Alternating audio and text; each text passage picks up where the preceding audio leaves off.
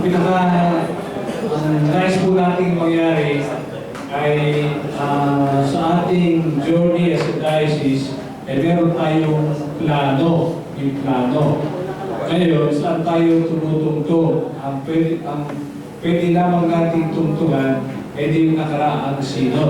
Kaya po natin ito tinitingnan muli sapagkat ito pinaka-springboard para sa mga dating nating mga planning. Kaya ini-involve as much as possible yung marami, pero mula dito, hindi natatapos yung activity dito sa revision sa Diocesan Synod. Sapagkat tuloy-tuloy yung mga activities ng mga commission.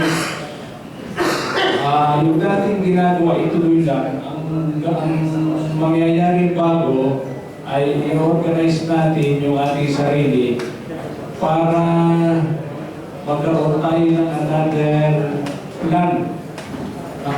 Nakatuntong, hindi separate na. Nakatuntong sa mga activities ng Diocesan Synod.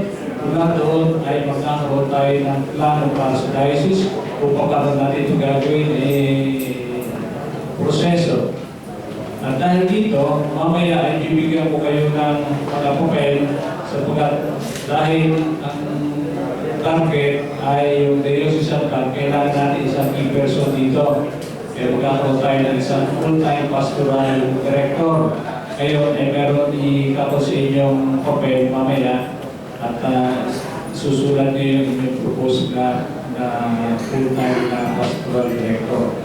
Okay. Pero before that,